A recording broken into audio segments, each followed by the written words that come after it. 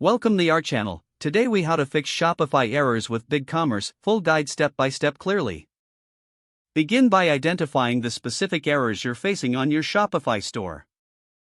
Check the error messages and screenshots closely to understand the problem. Next, ensure you have access to both your Shopify and BigCommerce accounts. Log into your Shopify admin panel. Navigate to the Settings section.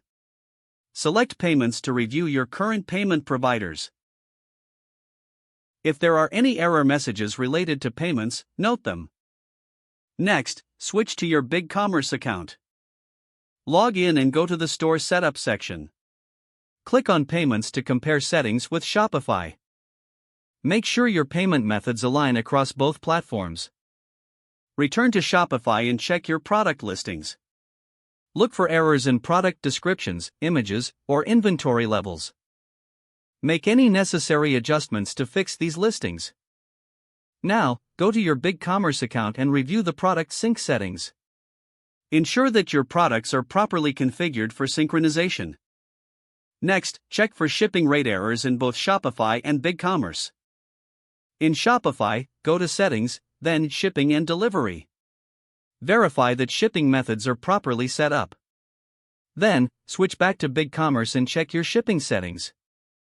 Ensure they match what you have on Shopify. If there are discrepancies, adjust one platform to mirror the other.